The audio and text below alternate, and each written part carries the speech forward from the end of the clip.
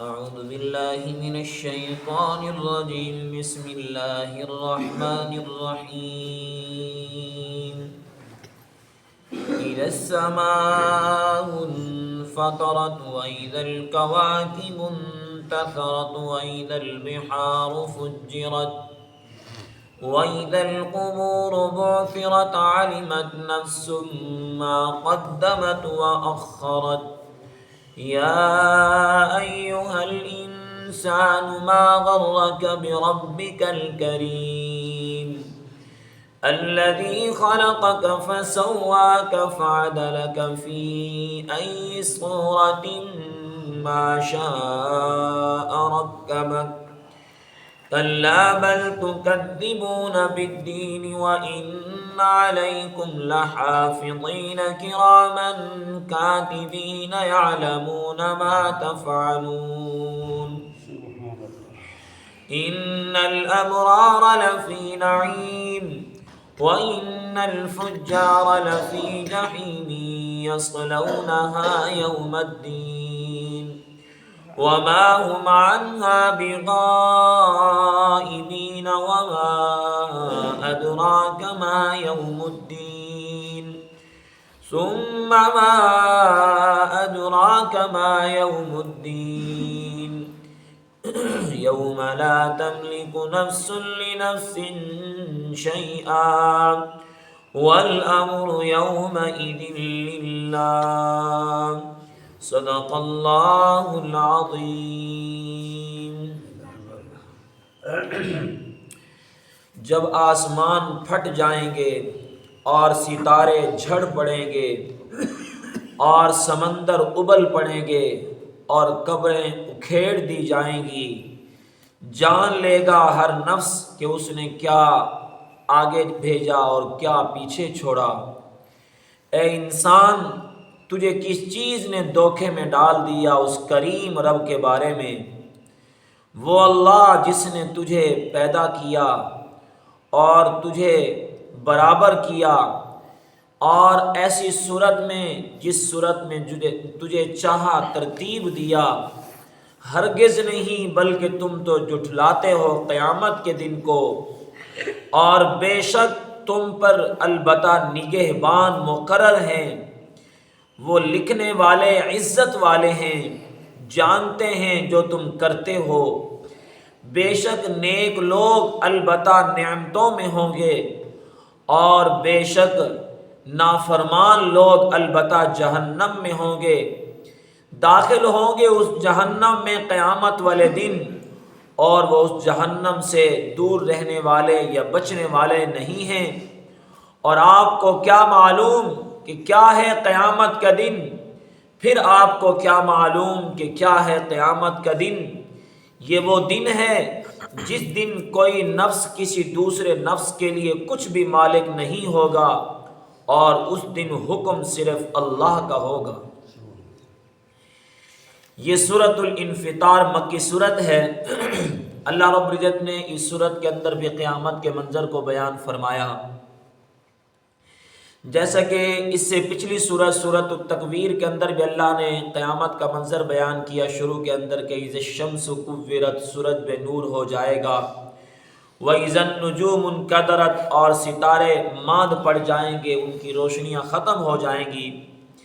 ایسے اللہ نے اس سورت کے شروع میں بھی یہی فرمایا کہ اذا السماء انفطرت، جب آسمان پھٹ پڑیں گے. وَإِذَا الْكَوَاكِبُ انْتَثَرَتْ، ستارے جھڑ پڑیں گے. وَإِذَا الْبِحَارُ فُجِّرَتْ، اور سمندر ابل پڑیں گے. وَإِذَا الْقُبُورُ بُعْثِرَتْ، اور قبریں اکھیڑ دی جائیں گی. یہ جس وقت سور میں پھونکا جائے گا اس وقت کا یہ نظام بالکل ختم کر دیا جائے گا. اور ایک روایت یہاں تک ملتی ہے کہ یہ سب کچھ فنائی در حقیقت اللہ کے رعب اور اس کی ہیبت اور اس کے دبدبے کی وجہ سے ہوگا. کہ قبریں اکھڑیں گی اللہ کے رعب اور دبدبے کی وجہ سے، آسمان پھٹیں گے اللہ کے رعب اور دبدبے کی وجہ سے، اور سمندر ابلیں گے تو اللہ کے رعب اور دبدبے کی وجہ سے، ستارے جھڑ پڑیں گے تو اللہ کے رعب اور اس کی ہیبت کی وجہ سے. یقیناً یہ سب کچھ اللہ کی ہیبت کی وجہ سے ہوگا، اللہ کے رعب اور اس کی طاقت کی وجہ سے ہوگا. اللہ رب العزت نے یہ منظر بیان کرنے کے بعد فرمایا علمت نفس ما قدمت واخرت.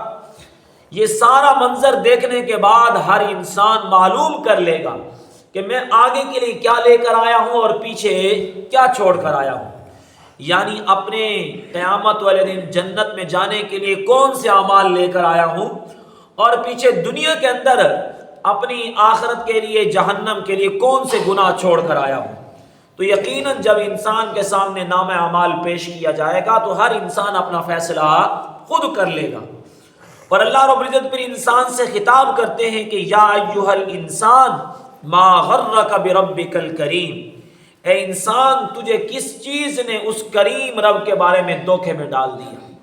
اللہ رب العزت کی ذات تو بڑی کریم ذات ہے کہ انسان جتنا بڑا ہی مجرم کیوں نہ ہو اللہ فوراً بخش دیتے ہیں معافی مانگنے پر.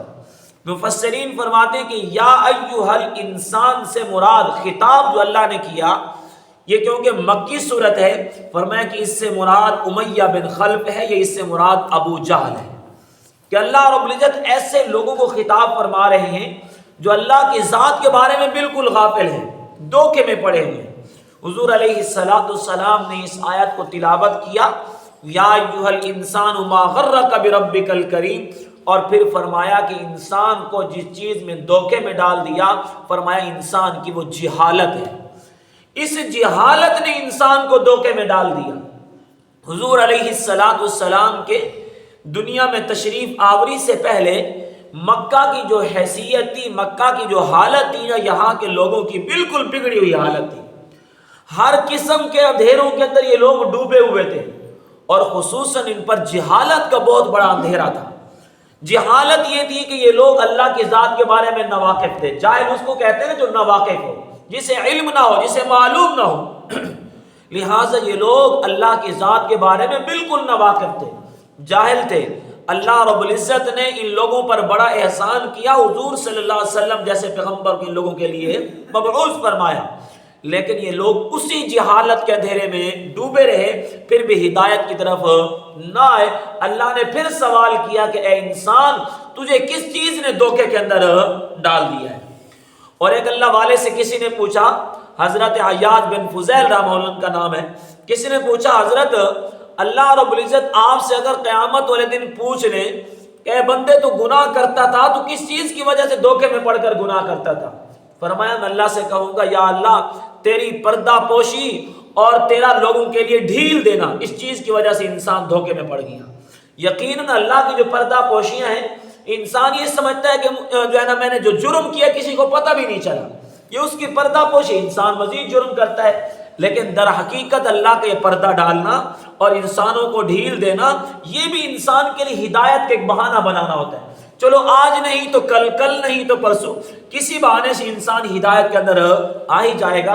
اللہ تعالیٰ نے سورۃ الانبیاء کے اندر ارشاد فرمایا کہ میں انسانوں کو صرف ڈھیل اس لیے دیتا ہوں تاکہ انسان کسی موقع پر جب سزا ملے دنیا کے اندر انسان وہاں پر چونکا کھائے اور انسان ہدایت کے راستے پر آ جائے. جب انسان کو چوٹ لگتی ہے نا پھر انسان سنبھلتا ہے، کہیں دھکا لگتا ہے تو انسان سنبھلتا ہے نا. تو لہٰذا کہیں نہ کہیں انسان کو پریشانی آتی ہے تو انسان اللہ کے در پر آتا ہے، اللہ کے سامنے معافی مانگتا ہے. تو بہرحال انسان دھوکے کے اندر پڑ جاتا ہے، گناہ کرتا ہے، نافرمانیاں کرتا ہے، یہ سمجھتا ہے کسی کو پتا نہیں چلا، میں نے جرم کیا کسی کو پتا نہیں چلا. لیکن اللہ کی ذات کو ہر چیز کا علم ہے.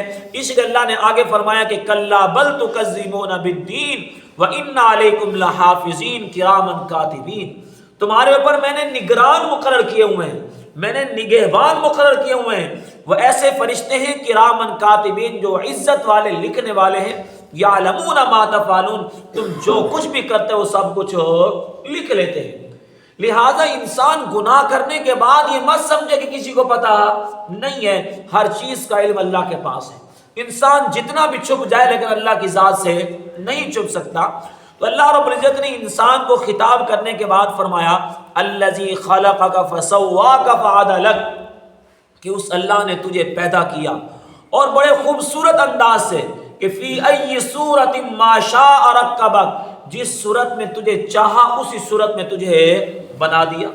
ماں کے رحم کے اندر بچہ ہوتا ہے، اس کی تیاری ہو رہی ہوتی ہے، اس کی پرورش ہو رہی ہوتی ہے، اس کی شکل جو ملائی جا رہی ہوتی ہے وہ اللہ کے حکم سے حضرت آدم علیہ السلام سے نسبت جوڑی جا رہی ہوتی ہے، کیونکہ ہم انسان ہیں، آدم علیہ السلام کے اولاد ہیں، تو لہذا ماں کے رحم کے اندر جو بچہ تیار ہوتا ہے، جانور ماں ہو تو اس کے رحم کے اندر بچہ تیار ہوتا ہے، تو جانور کی نسبت جانور سے جوڑی جا رہی ہوتی ہے، انسان کی نسبت انسان سے جوڑی جا رہی ہوتی ہے۔ اور پھر ایسا بھی ہوتا ہے، ہم دیکھتے ہیں کہ جب بچہ پیدا ہوتا ہے تو ہم کہتے ہیں کہ اس کی شکل ماں جیسی ہے، یا اپنے باپ جیسا ہے، یا اپنے ماموں جیسا ہے، اپنے بھانجے جیسا ہے، اپنا خالہ جیسا ہے، یہ شکلیں ملاتے ہیں۔ اس سے مراد یہ بھی ہے، تو اللہ تمہاری صورت کو اس کے ساتھ جوڑتے ہیں کہ کس کے ساتھ تمہاری شکل کو ملانا ہے، کس کے ساتھ تمہاری شکل کو جوڑنا ہے۔ تو جس رب نے تمہاری شکلیں ماں کے رحم کے اندر تیار کی ہے، تم اس رب کے بارے میں کیوں دھوکے میں پڑ گئے ہو؟ لہٰذا تمہارے ہر عمل پر نگران مقرر ہے، اور یہ فرشتے انسان کے دائیں اور بائیں کندھے پہ بیٹھے ہیں، انسان کا ہر عمل لکھتے ہیں۔ جب یہ فرشتے انسان کے اعمال کو لکھتے ہیں نا، حدیث مبارکہ میں آتا ہے کہ انسان جب نیکی کا ارادہ کرتا ہے نا، اللہ حکم دیتا ہے فرشتوں کو، میرے بندے نے نیکی کا ارادہ کیا، اس کی نیکی فوراً لکھو۔ اللہ کے فرشتے کہتے ہیں یا باری تعالیٰ، بندے نے صرف نیکی کا ارادہ کیا، نیکی کی تو نہیں ہے، ہم نیکی تو تب لکھیں گے جب نیکی کرے گا۔ اللہ فرمائے کہ میں کریم رب ہوں، لہٰذا میں تو اس کو اس پر کرم کرنے والوں، اس نے ارادہ کر لیا میرے بندے کے لیے نیکی لکھ دی جائے۔ اور فرمایا کہ جب وہ بندہ نیکی کا ارادہ جو کرتا ہے وہ نیکی کر لیتا ہے جس کا اس نے ارادہ کیا ہے۔ اللہ فرشتوں سے فرماتے ہیں کہ میرے بندے نے نیکی ایک کی ہے، تم نے ایک نہیں لکھی، 10 سے لے کر 700 گنا تک۔ اب اس کی ایک نیکی اتنی بڑھائی جاتی ہے کہ فرمایا 700 گنا تک ہوتی ہے۔ ابتدا 10 ہے کہ ایک نیکی کا بدلہ 10 لکھی جائیں گی، کبھی بھی ایک نیکی کا بدلہ ایک نیکی نہیں لکھا جاتا، ایک نیکی کا بدلہ 10 لکھا جاتا ہے۔ پھر انسان کے اخلاص کو، اس کی نیت کو، اللہ کے ساتھ محبت کو، اللہ کے ڈر کو دیکھ کر اس کے دل پر فیصلہ کیا جاتا ہے کہ اس نے یہ نیکی کس درجے پر کی ہے، کہ خالصتاً اللہ کی رضا کے لیے کی ہے، اس کی محبت میں کی ہے، اس سے ڈر کر کی ہے۔ پھر اس کی ایک نیکی اتنی بڑھائی جاتی ہے، فرمایا کہ 700 گنا تک بڑھا دی جاتی ہے۔ یہ اللہ کا کرم اور انعام اور احسان ہوتا ہے۔ اب ان دائیں کندھے بیٹھنے والے فرشتوں کو حکم ہوتا ہے، میرے بندے نے نیکی ایک کی ہے، تم نے لکھنی 700 ہے۔ اور فرمایا کہ جب انسان گناہ کرتا ہے نا، اللہ گناہ کا ارادہ کرتا ہے، اب جب نیکی کا ارادہ کیا تھا تو دائیں کندھے والے کو حکم تھا قلم چلاؤ، ایک نیکی لکھ دو۔ جب بندہ گناہ کا ارادہ کرتا ہے تو بائیں کندھے والا بھی قلم چلانے کی کوشش کرتا ہے۔ اللہ فرماتے ہیں نہیں، میرے بندے نے ابھی ارادہ کیا، گناہ کیا تو نہیں ہے نا، لہذا پھر وہ بندہ گناہ کر لیتا ہے، گناہ کرنے کے بعد یہ بائیں کندھے والا اب قلم چلانے لگتا ہے۔ اللہ فرماتے ہیں ابھی بھی ٹھہر جاؤ، ابھی بھی ٹھہر جاؤ، ابھی بھی گناہ کو نہیں لکھنا، میری طرف سے مہلت ہے اس کو۔ لہذا ہو سکتا ہے کچھ وقفے کے بعد یہ معافی مانگ لے، اس کا گناہ رجسٹر پہ درج ہی نہ ہو، لکھا ہی نہ جائے۔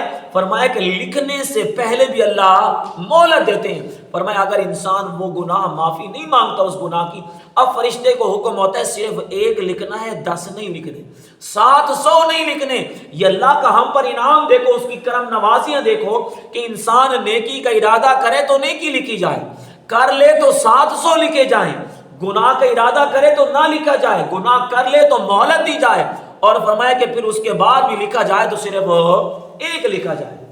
اور یہ فرشتے جب انسان کے نامہ اعمال کو لکھتے ہیں، ہر وقت انسان کے ساتھ ہیں، صرف 2 موقع پہ انسان کے ساتھ نہیں ہوتے۔ فرمایا کہ قضاء حاجت کے وقت، جب انسان قضاء حاجت میں ہوتا ہے اس وقت یہ فرشتے انسان سے علیحدہ ہو جاتے ہیں، اور جب حق زوجیت ادا کرتا ہے فرمایا اس وقت یہ فرشتے انسان سے علیحدہ ہو جاتے ہیں۔ اور فرمایا کہ جب انسان گناہ کرتا ہے تو فرشتوں کو ایک خوشبو آتی ہے، اپنا بدبو آتی ہے، جب وہ بدبو آتی ہے فرشتوں کو پتہ لگتا ہے کہ انہوں نے گناہ کیا، تو حکم ہوتا ہے یہ گناہ لکھ دیتے ہیں۔ اور جب انسان نیک کام کرتا ہے تو اس وقت فرشتوں کو ایک خوشبو آتی ہے، اس وقت فرشتوں کو پتہ لگ جاتا ہے کہ اس نے نیک کام کیا، فرمایا کہ اس کی نیکی کو لکھا جاتا ہے۔ اس لیے حدیث میں آتا ہے کہ جب انسان نا جھوٹ بولتا ہے نا، فرمایا کہ اس جھوٹ بولنے کی وجہ سے انسان کے منہ سے ایک بدبو نکلتی ہے، اور وہ بدبو اتنی تیز ہوتی ہے فرمایا کہ انسان کے وجود سے 3 میل تک دور چلی جاتی ہے، اور اس کا احساس صرف فرشتوں کو ہوتا ہے۔ فرمایا کہ وہ فرشتے جو انسان کی حفاظت کے لیے اللہ نے مقرر کیے ہیں، ہر انسان کے وجود کی حفاظت کے لیے اللہ نے فرشتے مقرر کیے۔ کوئی آنکھ کی حفاظت کر رہا ہے، کوئی کان کی حفاظت کر رہا ہے، کوئی جسم کے کسی حصے کی حفاظت کر رہا ہے، ہر وجود کے حصے پر اللہ کے فرشتے مقرر ہیں۔ فرمایا کہ وہ فرشتے جو انسان کی حفاظت کے لیے مقرر ہیں، فرمایا کہ اس سے جو بدبو نکلتی ہے فرشتے اس انسان سے 3 میل تک دور چلے جاتے ہیں۔ ہر گناہ کی بدبو ہوتی ہے اور ہر نیک عمل کی خوشبو ہوتی ہے۔ تو ان فرشتوں کو پتہ کیسے لگتا ہے؟ جب انسان گناہ کرتا ہے تو بدبو نکلتی ہے، فرشتوں کو پتہ لگتا ہے، فرشتے فوراً گناہ کو لکھتے ہیں، اور جب انسان جو ہے نا نیک کام کرتا ہے تو خوشبو نکلتی ہے، فرشتوں کو پتہ لگتا ہے، فرشتے اس نیکی کو لکھ دیتے ہیں۔ اللہ نے فرمایا کہ یعلمون ما تفعلون، تم جو بھی کرتے ہو وہ جانتے ہیں۔ وہ ایسے ہی علم رکھتے ہیں، غیب کا علم تو حقیقت رب کے پاس ہے اور تو کسی کے پاس، فرشتوں کے پاس بھی نہیں ہے، لہٰذا اللہ کی طرف سے علم دیا جاتا ہے۔ اس کا میں نے جو بتایا کہ اس کا پتہ کیسے لگتا ہے کہ نیکی کے وقت خوشبو آتی ہے اور برائی کے وقت بدبو آتی ہے۔ فرمایا اللہ تعالیٰ نے کہ ان الفجار ان الابرار لفی نعیم، قیامت والے دن نیک لوگ نعمتوں میں ہوں گے، وان الفجار لفی جحیم، اور فاسق اور فاجر لوگ جہنم کے اندر ہوں گے۔ اللہ تعالیٰ نے سورۃ الشورى کے ارشاد فرمایا کہ قیامت در حقیقت 2 فریق ہوں گے، 2 جماعتیں ہوں گی، فریق فی الجنت و فریق فی السعیر۔ فرمایا کہ ایک فریق جنت میں جائے گا انسانوں کا اور ایک فریق جہنم کے اندر جائے گا۔ کون سا فریق جنت میں جائے گا؟ اس آیت میں فرمایا کہ ان الابرار لفی نعیم، جو نیک لوگ ہوں گے، نیکیوں والے ہوں گے، وہ والا فریق جنت کے اندر جائے گا۔ وان الفجار لفی جحیم، فرمایا کہ جو فاسق اور فاجر گناہگار ہوں گے، فرمایا کہ یہ والا فریق جہنم کے اندر جائے گا۔ وما هم عنها بغائبین، اللہ فرماتے ہیں کہ یہ جہنم میں جانے والا فریق جہنم سے بچ نہیں سکتا، جہنم میں ضرور جائے گا۔ ثم ما ادراک ما یوم الدین ثم ما ادراک ما یوم الدین، اللہ رب العزت ان آیات مبارکہ کے اندر سوال پوچھتے ہیں کہ آپ کو کیا خبر قیامت کا دن کیسا ہے، کیا معلوم آپ کو؟ اللہ پھر خود جواب دیتے ہیں یوم لا تملک نفس لنفس شیئا، کہ وہ قیامت کا دن ایسا دن ہوگا جس دن کوئی نفس کسی دوسرے نفس کا مالک نہیں ہوگا۔ ہر انسان نے اللہ کو خود جواب جا کر دینا ہے، کوئی کسی کے لیے مالک بن کر نہیں آئے گا، کوئی کسی کی جگہ پکڑا نہیں جائے گا کہ ایک انسان گناہ کرے اور اس کے گناہ میں دوسرا پکڑا جائے۔ اس وقت ہر انسان اپنے گناہ کا بوجھ خود اٹھائے گا۔ فَأَمَّا مَنْ ثَقُلَتْ مَوَازِينُهُ وَأَمَّا مَنْ خَفَّتْ مَوَازِينُهُ، کہ نیکیوں کا پلہ بھاری ہے، گناہوں کا پلہ بھاری، ہر انسان کا اپنا اپنا ہوگا۔ کوئی کسی کے گناہ کا بوجھ یا کوئی کسی کی نیکی کی وجہ سے جہنم یا جنت کے اندر نہیں جائے گا، اس لیے فرمایا کوئی کسی کے نفس کا مالک نہیں ہوگا۔ وَالْأَمْرُ يَوْمَئِذٍ لِلَّهِ، اس وقت حکم صرف اللہ کا چلے گا، اس وقت صرف اعلان اللہ کا ہوگا، بادشاہی اللہ کی ہوگی اور حکم صرف اللہ کا ہوگا۔ اب اللہ جس کے لیے چاہیں گے جنت کا فیصلہ، جس کے لیے چاہیں گے جہنم کا فیصلہ، جس کو حکم دیں گے سفارش کرے گا، جس کو حکم دیں گے سفارش نہیں کرے گا۔ اس وقت حضور نے پھر فرمایا کہ میں بھی سفارش کروں گا تو رب کا حکم ہوگا، میں بھی اپنی مرضی سے سفارش نہیں کروں گا، اللہ حکم فرمائیں گے، یا شہداء جو سفارش کریں گے یا علماء سفارش کریں گے، نیک لوگ جو سفارش کریں گے، یہ بھی رب کی اجازت پر ہوں گے، اللہ کے حکم پر ہوں گے، اپنی مرضی پر کوئی بھی اس وقت نہیں ہوگا۔ اس لیے فرمایا کوئی کسی کا مالک نہیں ہوگا، اس وقت حکم صرف اللہ کا چلے گا۔ اللہ عمل کرنے سمجھنے کی توفیق عطا فرمائے۔